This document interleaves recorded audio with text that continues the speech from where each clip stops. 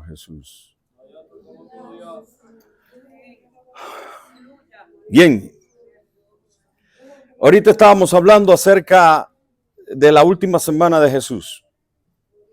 Ahora vamos a hablar del Domingo de Ramos solamente. Vamos a ver qué significa el Domingo de Ramos. Vamos a ver qué significa la entrada triunfal. ¿Por qué Domingo de Ramos? Bueno, está claro que el Domingo de Ramos se le dice así por los problemas de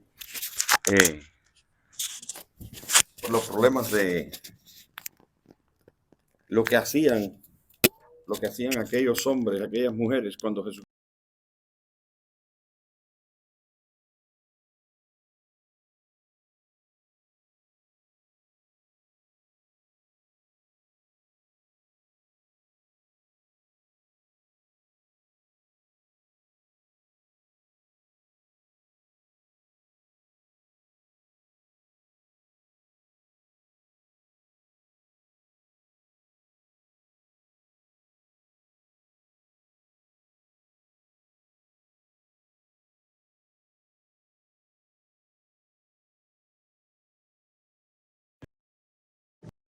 la entrada triunfal, diga, entrada triunfal. La entrada triunfal tiene que ver con una entrada en victoria. Cuando se dice entrada triunfal es porque entró en victoria.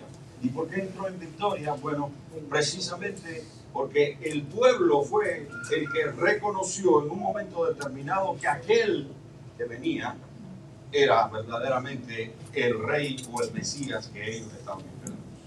Una gran multitud lo aclamó. Pero vamos a ver lo que dice la palabra. Dice, capítulo 21, versículo 1. Cuando se acercaron a Jerusalén y vinieron a Betfagé, al monte de los olivos, Jesús envió 2 discípulos, diciéndoles, id a la aldea que está enfrente de vosotros y luego hallaréis una asna atada y un pollino con ella. Desatadla y traédmelos. Y si alguien os dijere algo, decid, el Señor los necesita. Y luego los enviará. Todo esto aconteció para que se cumpliese lo dicho por el profeta cuando dijo, decid a la hija de Sión, he aquí tu rey viene a ti, manso y sentado sobre una asna, sobre un pollino, hijo de animal de carne. Mire, cuando hablamos acerca de un rey, los reyes vienen en carrozas. Bueno, venían.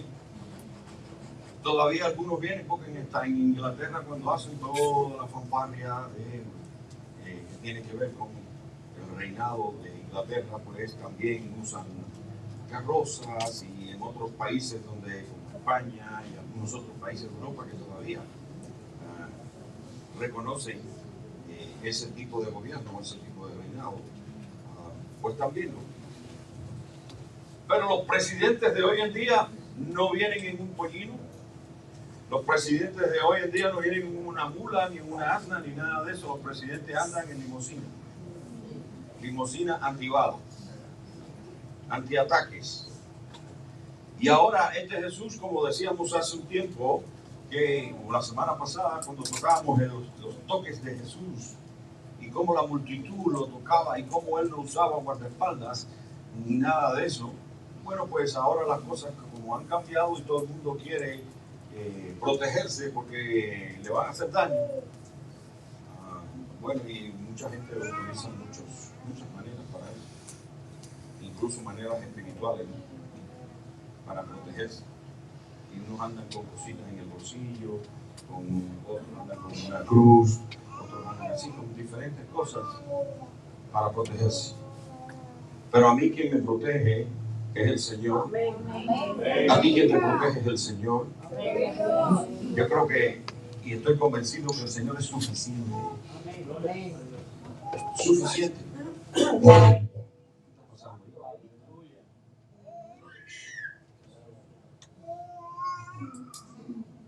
Gloria al Señor.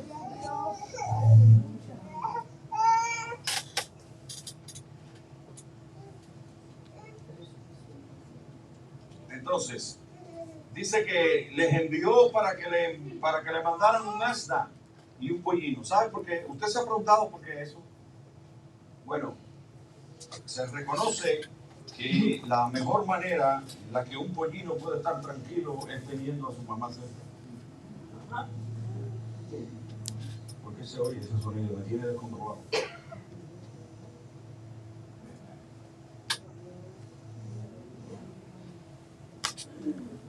Está haciendo interferencia. Dice, un pollino nada más que se queda tranquilo cuando está la mamá cerca. Y eso se parece a los hijos que usted y yo tenemos a veces, ¿no? Porque los teníamos ya los niños están grandes, ya se fueron de la casa. Ya si se ponen inquietos ya es un problema de ellos, ¿no? Pero nosotros vemos eso en nuestra experiencia, lo vemos con los nietos. Como ahorita mismo yo lo vi, la niña estaba llorando y ahorita va a empezar otra vez y dice soy. Pero como ya la pollinita está junto con una gallina, pues ahí se va a quedar tranquilo. Pero ¿sabes por qué es eso? Porque no estoy acostumbrado a estar aquí. Cuando los niños nos acostumbramos a estar en la iglesia desde pequeños, no hay nada que nos moleste. Si somos grandes nos molesta mucho. ¿Hay alguien aquí que le molesta el ruido? ¿Que le molesta la alabanza?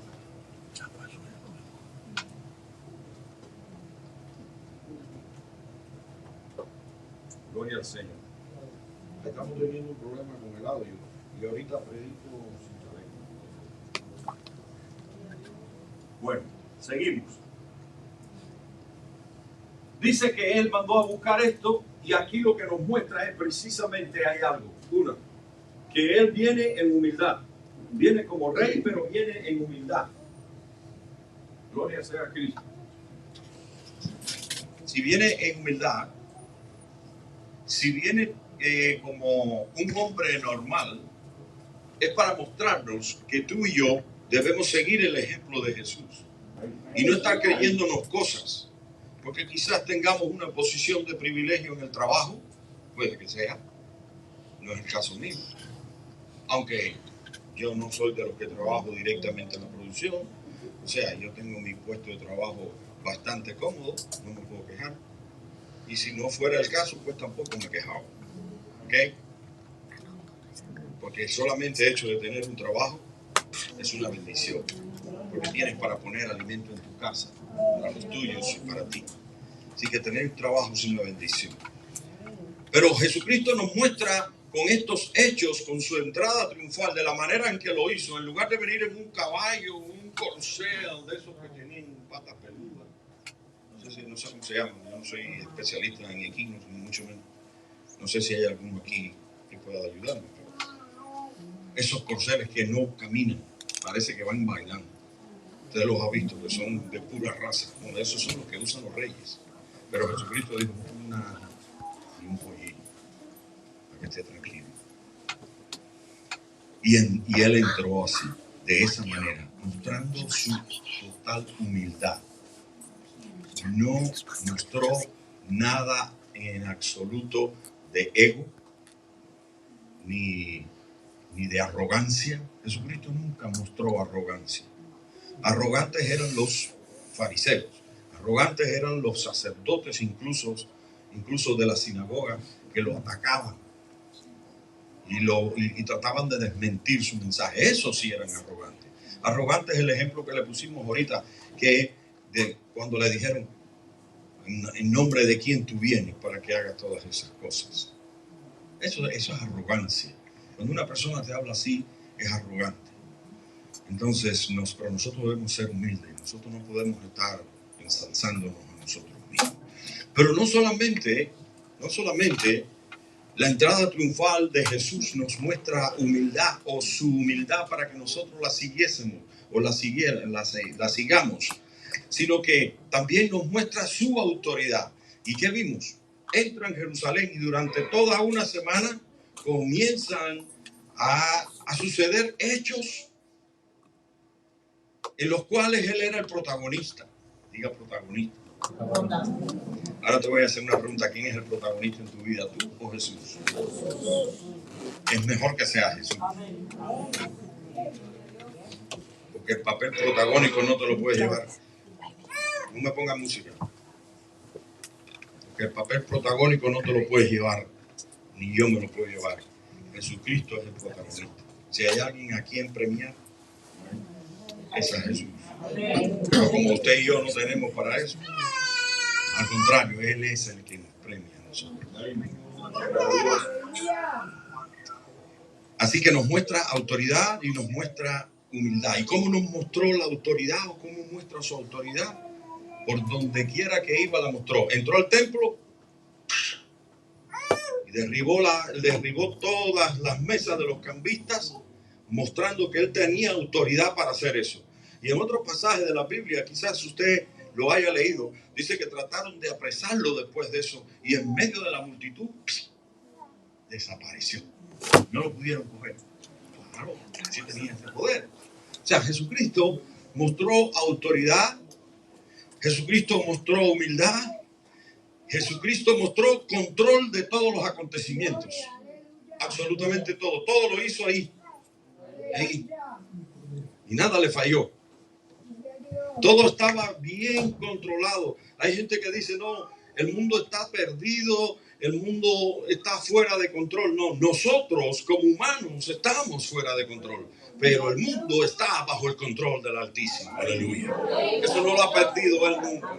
Él sigue estando en control. Y lo mostró aquí también. Ya venía a morir, ya venía a entregarse, a estar en los últimos días en la tierra, pero aún así venía con control. Y lo demostró de tal manera que también cuando pasó por la higuera y no le dio fruto, la secó. Lo vimos ahorita todas estas cosas. O sea, vemos a un Jesús en control de la situación, en control de los acontecimientos, a un Jesús demostrando su autoridad. Vemos a un Jesús enseñándonos humildad, pero también vemos a un Jesús cumpliendo literalmente las profecías. ¿Cuáles profecías? Todas las que se dijeron de él.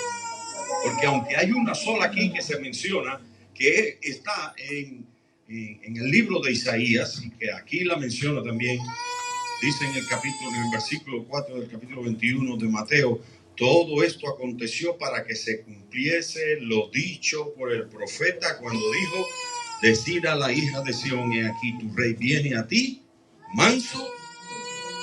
Diga manso. ¿Por qué dice manso? Porque las mismas profecías que hablaban acerca del Mesías dicen que él venía manso, no venía como un rey conquistador. ¿Usted quiere ver a Jesucristo venir como rey conquistador? ¿Usted lo quiere ver? ¿Cómo que no? Pero si él va a venir como conquistador, en su segunda venida viene como rey.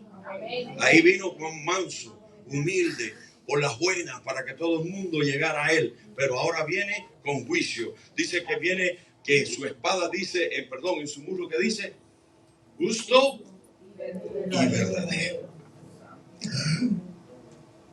Ahora viene con un plan de conquista. Ahora sabe cómo viene. Dice que va a enviar, primero va a enviar 4 jinetes. ¿Se acuerdan de los 4 jinetes, no? Juicio. Pues él viene en victoria. Jesucristo viene en victoria. Aquí vino también en victoria, porque lo victoriaron. Aquí vino también en victoria, pero ahora viene como rey. En aquel momento vino manso porque vino como siervo a servirte, a servirme. Pero ya está cambiando la cosa, porque las cosas son así. Jesucristo, Dios lo instituyó así. Así que cumplimiento literal de todas las profecías, pero también nos mostró la sumisión y el reconocimiento de un pueblo que luego le iba a dar la espalda. Parece una paradoja, pero es real. Jesucristo entra en Jerusalén montado en aquel pollino y a nadie le importó que entrara así. Hay algunos presidentes de algunos países que andan por ahí y entran a la calle. No voy a mencionar ninguno porque hay. Pero no mencionan ese nombre.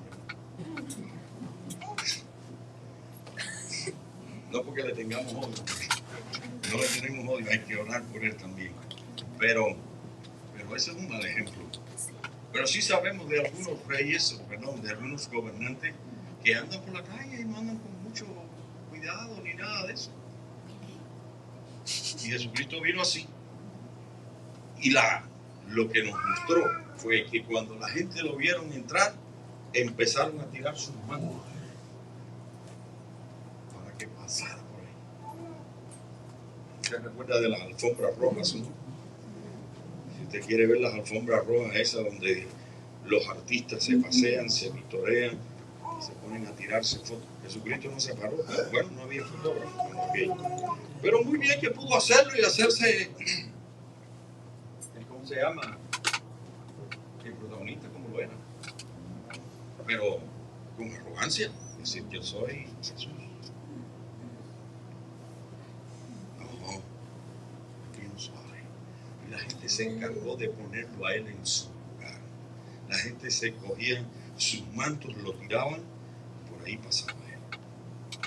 La gente cogía las ramas de los olivos, la gente cogía las ramas de las palmeras y las tiraban ahí. ¿Qué significa eso?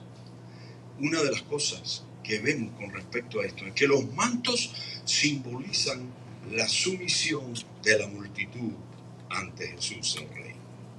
Eso es lo que significa el tirar el manto. Lo reconocieron.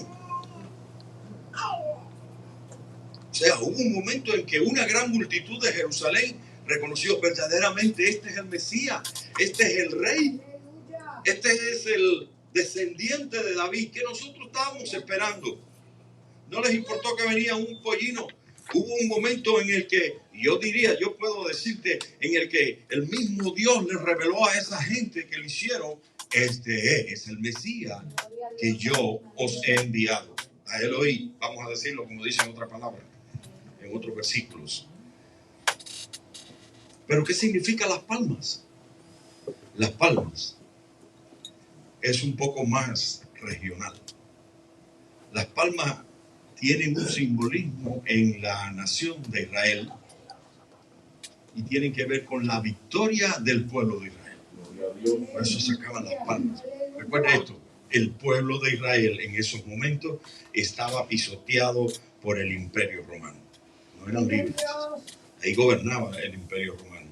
Pero sí tenía un gobernador judío, un gobernador. Pero ese gobernador se sometía al Imperio Romano, al César. Tenía que servirle al César. Los impuestos del pueblo iban para el César. Todo iba para el Imperio Romano. Al extremo que cuando comenzaron a acusar a Jesús, precisamente lo acusaron de sedición. ¿Y sedición qué cosa era? Ir en contra del pueblo romano, de alentar a la multitud para irse a la guerra en contra del Imperio Romano. Cosa que era mentira, porque Jesucristo en ningún momento hizo ningún acto de sedición. Todo lo contrario. Cuando fue confrontado, que tomó una moneda y le dijo: ¿quién está? Es el César. Al César lo que es de César y a Dios lo que es de Dios. O sea, Jesucristo no hizo en ningún momento cometió un acto de sedición, sino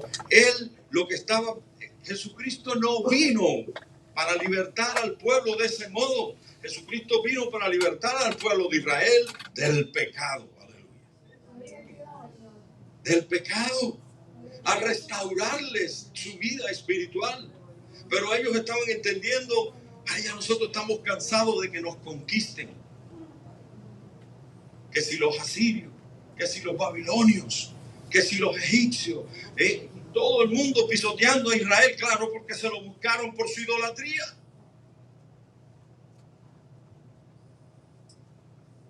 Anoche estábamos viendo una noticia con respecto a lo que sucedió en Cuba, ¿cómo se llama? Esa caída de granizo que yo nunca había visto. Yo nunca había visto eso. Yo había visto granizadas, pero no como eso. Y ahora la gente, hasta la naturaleza está en contra de nosotros, salió alguien diciendo así.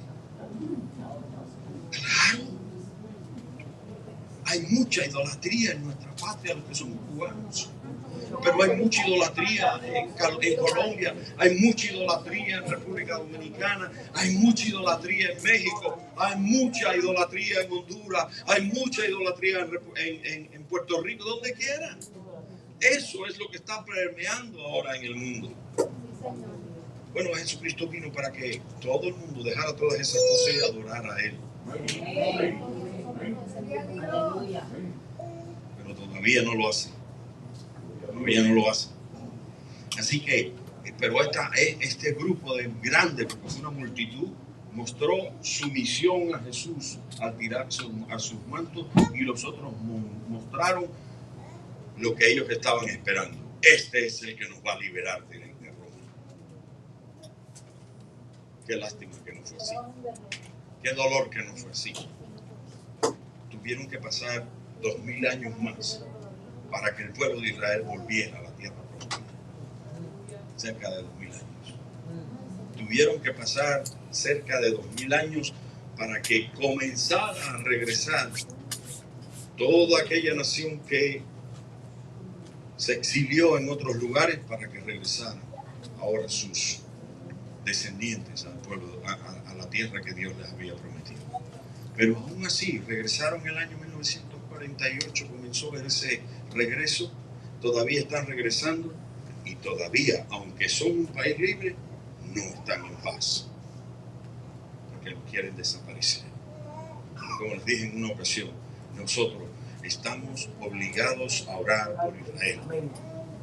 No piense que es de otro modo.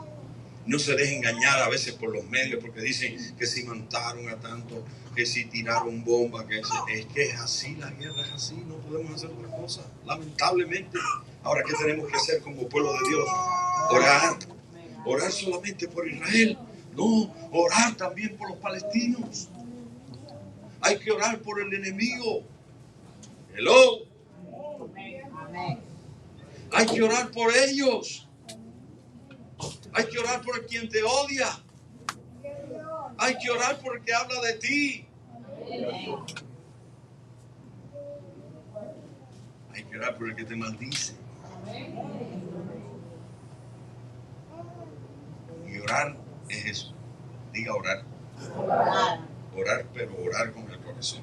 Orar con sinceridad. No es orar, déjame ver cómo digo, hipócritamente. Ay, Señor, sí, esa oración no va. Ilumínalo o elimínalo. No, eso no. Ilumínalo o ilumínala. Y Señor, si hay algo en mí, diga así, si hay algo en mí que pueda estar ocasionando que esa persona piense mal de mí, sácalo y límpiame también. Simple. Tenemos que ser sinceros con nosotros mismos y con Dios. Cosa que le faltaba al pueblo de Israel.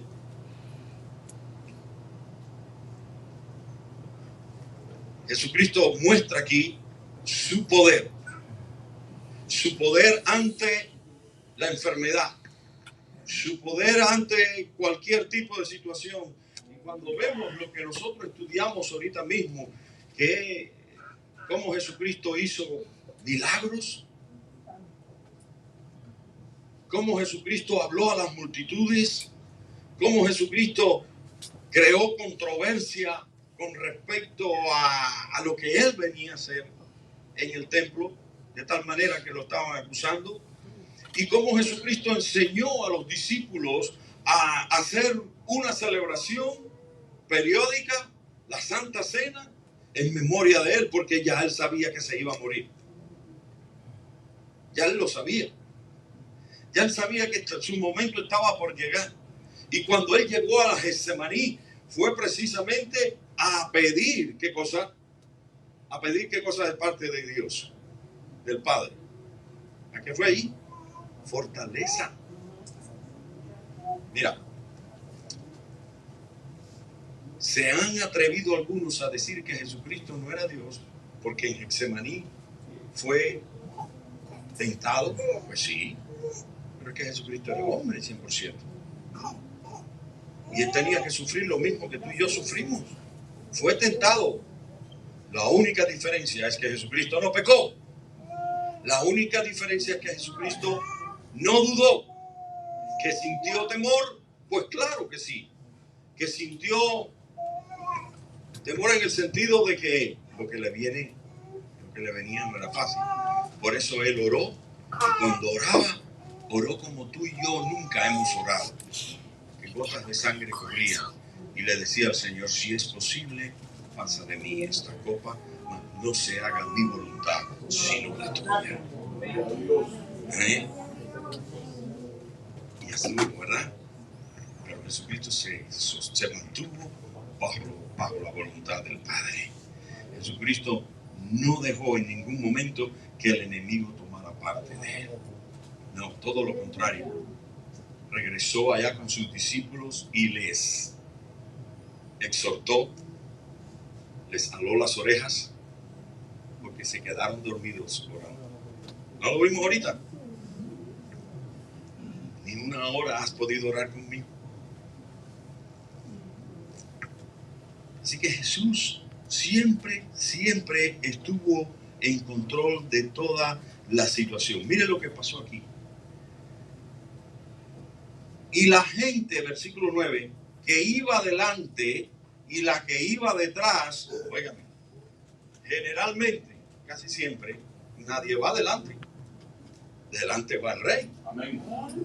Los que van delante son la comitiva que viene cuidando la parte de la seguridad. Usted lo puede ver cuando el presidente de los Estados Unidos, el que sea, el que esté de mando, estoy hablando de ni a uno ni de otro, el presidente de los Estados Unidos, usted lo ve cuando sale por las calles, que va a su carro, pero también va la gente, sobre todo cuando es el día de la toma de posesión, que hacen una caminata por las calles de Washington. Pues entonces van los segurosos, la gente de la seguridad, bien, preparando todo para que no haya nada. Esos son los que van delante. Pero aquí, como Jesucristo no necesitaba seguridad, ¿o sí? No. ¿Qué seguridad va a necesitar Jesús? Si cuando estaba para ser apresado y Pedro sacó su espada, le dijo, guárdala, porque el que a espada mata, a espada muere. Y le dijo, ¿tú crees que si yo no hablo al Padre y para que mande un grupo de ángeles aquí no queda nadie? Él tenía poder para hacerlo, pero no lo hizo. Mira, gracias a Dios que no lo hizo. Porque si no estuviéramos nosotros, no estuviéramos aquí. No se sabe dónde. Entonces Jesús dice aquí, y la gente que iba delante y la que iba detrás aclamaba diciendo, Hosana, Hosana al Hijo de David. Bendito el que viene en el nombre del Señor.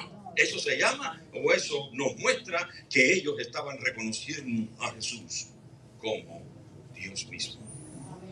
Aquí lo dice, bendito el que viene en el nombre del Señor. Sabían que era el Mesías. Lo llegaron a reconocer en un momento determinado. ¿Qué pasó después? Se parece mucho eso a algo que pasa en las iglesias de hoy en día.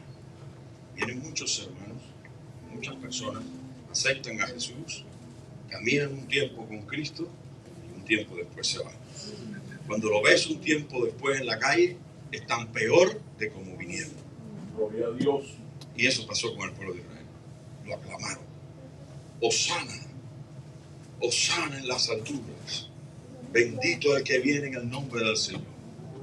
Y una semana después, esa misma turba, esa misma multitud decía, crucifícale. Ah, qué duro, qué duro, qué duro. Por eso siempre hay que decir en un momento determinado, como dijo esa señora en las redes sociales, hasta la naturaleza se ha vuelto contra Cuba. Pero con Israel ha sucedido lo mismo. Israel ha sucedido lo mismo. Israel nunca ha descansado. Israel nunca ha tenido paz. Y no la va a tener hasta que no reconozca al Mesías. ¿Y sabe cuándo va a suceder eso? Al final de los tiempos, que ya están aquí. Cuando ya el pueblo de Israel ya no tenga para dónde ir y se las vea perdido. Porque mira, lo que dice las Escrituras, y yo lo creo en las Escrituras, es que se van a quedar solos. Hasta el pueblo, hasta los Estados Unidos lo van a dejar. Va a llegar el momento en que el gobierno de los Estados Unidos los va a dejar solos. ¿Cómo va a suceder? Pues usted está viendo todo lo que está sucediendo en el mundo de hoy, que todo va de mal en peor. Las leyes van de mal en peor en toda nación. Ya en Europa, la persecución contra los cristianos está a la orden del día. En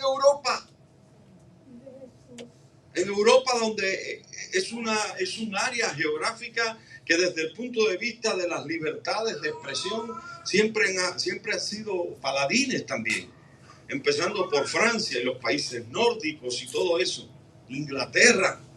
Y ya en Inglaterra usted ha visto en las noticias cristianas cómo hay hombres y mujeres que son atacados solamente por predicar el evangelio en las calles, en países donde existe la libertad de expresión. Imagínese usted donde no exista la libertad de expresión. ¿Qué pasará?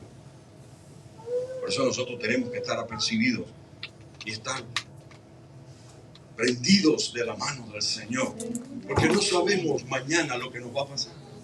No sabemos mañana si a nosotros nos van a atacar, solamente porque sepan que tú eres cristiano o cristiana.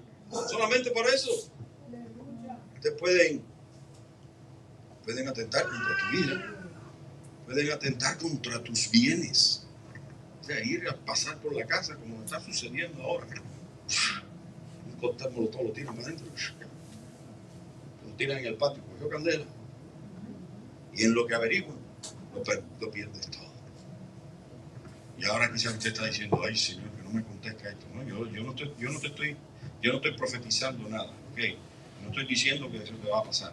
Te estoy diciendo que eso puede pasar porque la persecución nunca ha terminado, pero la persecución ahora se va a intensificar. Se está intensificando en contra de la iglesia.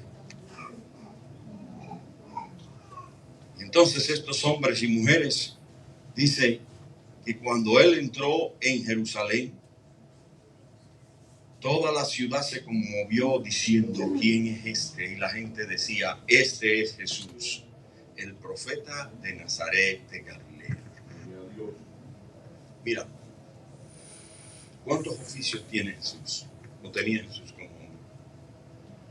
Jesús era el pastor de pastores, ¿sí o no?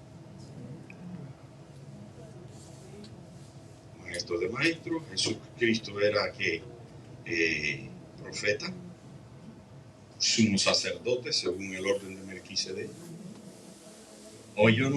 Es que Jesucristo tenía todos esos oficios.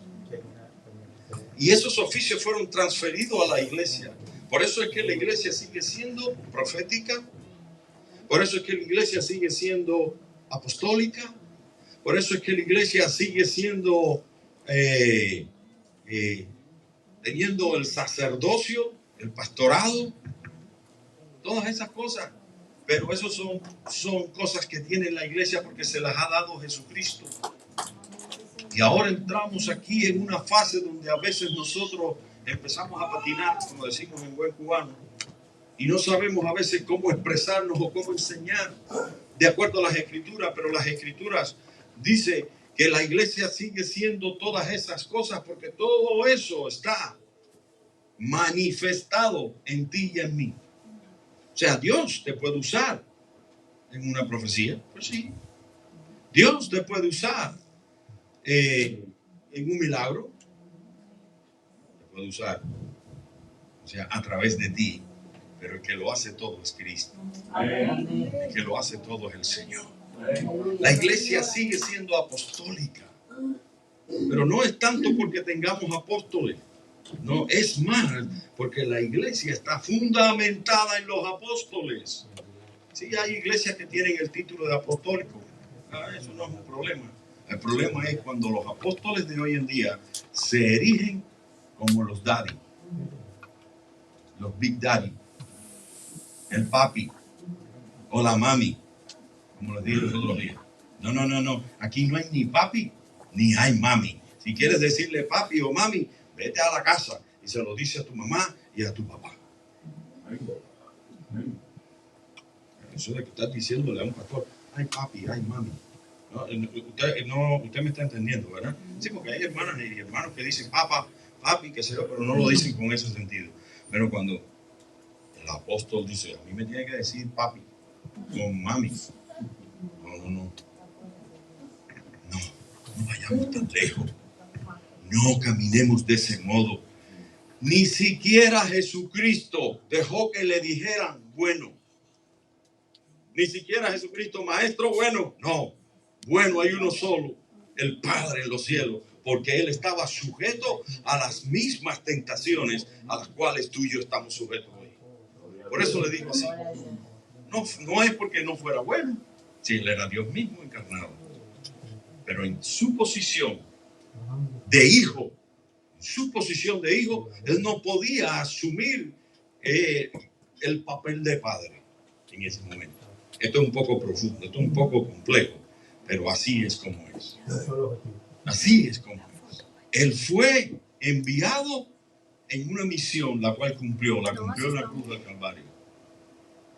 Y la cumplió en toda su magnitud. Sí, Jesús, el profeta de Nazaret de Galilea. ¿Qué significa esto? Esto fue predicho por el profeta, por Moisés, en Deuteronomio 18, capítulo 18, versículos 15 y 18. O sea que todas estas cosas se fueron cumpliendo. Por eso es que yo decía, Jesucristo, en la entrada triunfal a Jerusalén, se cumplieron todas las profecías, ¿no? Las que quedaban hasta ese momento y las otras que van a ser para los tiempos finales. Pero se cumplieron las profecías. ¿Qué nos queda a nosotros? ¿Qué nos queda a nosotros? Como iglesia. ¿Creerlo? ¿Creerlo? ¿A quién usted le cree? ¿A lo que dice el pastor o a lo que dice la Biblia? Si el pastor dice algo que no está de acuerdo a la Biblia, es mejor que no le crea. El pastor que sea, el apóstol, el evangelista, el que sea, como usted le llama, el maestro, o el que vino en su propio nombre. Tú sabes que lo hay por ahí. Entonces, ¿qué nos queda a nosotros como iglesia ahora? Orar, seguir los postulados del maestro y, sobre todas las cosas, orar por aquellos que una vez fueron cristianos y hoy no están aquí. Gloria a Dios. O no están en ninguna iglesia. Yo digo aquí, quiero decir, en la casa del Señor a nivel general. Yo estoy orando por un muchacho. Han entrado muchos muchachos jóvenes al trabajo mío y hemos conversado. Pero estoy orando por varios de ellos, pero por uno fundamental. Hijo de pastor en Cuba. Hijo de pastor, jovencito. Está trabajando allí. Yo creo que debe tener... ¿Qué edad tienes? 19. Yo creo que él es un poquitico mayor, pero no pasará de los 25. Y tiene hijo de pastor. Su padre es pastor aún, todavía hoy en las asambleas de Dios. Lo veo fumando, diciendo malas palabras. Y ya yo conversé con él. Y le dije, ¿tú crees que estás dando un buen ejemplo? ¿Tú crees que tú estás bien delante del Señor? Y yo no vengo a regañarte, vengo a exhortarte, no a regañarte. No soy nadie para regañarte, pero sí te exhorto a que busques del Señor. Le di la dirección de la iglesia. Hoy estuve mirando varias veces para atrás a ver si había llegado. No ha llegado. Y ya no va a llegar. Pero yo espero que con las oraciones suyas y las mías, el Señor conteste y ese joven pueda volver a los caminos del Señor. Porque yo estoy seguro que sus padres también están orando por él, como nosotros estamos orando por los nuestros. Gloria a Dios. ¿Sí? Note, como les dije una vez, las familias pastorales no escapan a que los hijos se vayan. Se van también. Y eso nos duele. Nos duele que los hayamos traído desde pequeños al templo, a la iglesia, y hayan crecido en el conocimiento del Señor y que ahora se alejen. Pero yo creo en la promesa del Señor, que dice que el Hijo, cuando nosotros lo instruimos, aun cuando fuere viejo, nunca se va a apartar. Hay una promesa de que si esa promesa la mantenemos, si seguimos creyendo con fe, Dios va a hacer la obra conmigo. Sí, sí la va a hacer. Claro, si la hizo conmigo. Gloria a Dios. Quizás la hizo con algunos de ustedes. Yo no sé cuántos fueron hijos pródigos, pero yo fui un hijo pródigo. Yo fui uno de que creció en la iglesia y después se fue. Eso es de los que les decía ahorita. Yo fui uno. Yo sé lo que se siente. Yo sé lo que se lucha. Yo sé lo que se llora para volver de nuevo a los caminos del Señor. Cuando uno a veces quiere venir y no puede. Cuando uno a veces quiere en lo más profundo de su corazón, pero en su cabeza no. Es algo difícil de explicar. Pero yo sé lo que se siente cuando uno dice, yo quiero ir a la iglesia. Porque siente la necesidad de acercarse al Señor. Pero esa necesidad no alcanza para tomar una decisión. Y cuando eso no alcanza, entonces necesitamos la oración intercesora. Por eso yo siempre vivo y siempre lo digo. Cada vez que tengo mi oportunidad lo digo. Le doy muchas gracias a las hermanas de las iglesias, porque casi siempre son hermanas, sobre todo mayores, que siempre están orando por aquellos que se alejan de la grey. Por esas oraciones y por las oraciones de mis mayores es que Dios hizo una obra regeneradora y me trajo de nuevo al rey. Si lo hizo conmigo, lo hace conmigo. Lo hace con los tuyos. Lo va a hacer con tus amigos. Aleluya. ¿Y sabes cómo me veo yo ahora? Yo no me veo como el pueblo de Israel tirando mantos o tirando ramas de olivo o tirando palmas. No, yo me veo mucho más. Yo me veo mucho mejor. Porque esos después gritaron crucifícalo. Yo me veo en una posición de mucho más privilegio. Yo me veo en una posición en la que Cristo mismo, como a ti, te va a sentar a su mesa y te va a servir. Aleluya. Y vamos a comer con Él. Aleluya. Porque Él viene por su iglesia. Y su iglesia somos tú y yo. Su iglesia somos tú y yo. Él viene a buscar a su gloria. Aleluya. Solo que debemos estar preparados. Porque tal y como Él entró triunfalmente en Jerusalén, ahora va a venir triunfalmente en las nubes. Viene por su iglesia, se la arrebata y luego viene por Jerusalén. En estos eventos que van a suceder en los últimos tiempos, que ya los estamos viviendo, donde cuando Jerusalén ya no tenga salida, va a clamar y Jesucristo mismo los va a salvar. Y va a ser el momento en que la Biblia dice, y todo hombre, toda lengua, toda nación le verá y confesará que Jesucristo es el Rey de Reyes y Señor de Señores. Que Jesucristo reina y reina para siempre. Él sigue siendo el Rey. Sigue estando en control. Él sigue siendo el siervo humilde, pero ahora viene como Rey. Él sigue teniendo autoridad sobre las potestades de las tinieblas. Él sigue teniendo autoridad en este mundo. Él sigue estando en control de todos los acontecimientos, aun cuando a ti y a mí nos parezcan que no. Él sigue cumpliendo literalmente las profecías. Las que no se han cumplido, se van a cumplir. Te lo garantizo que se van a cumplir, porque todas se van a cumplir. Aleluya. Es la palabra de Dios y la palabra de Dios no engaña.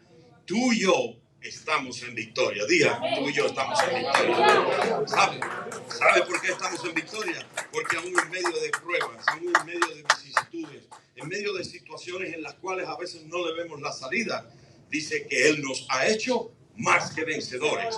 Jesucristo mismo te ha hecho más que vencedor. Y más que vencedor, ¿tú sabes lo que significa?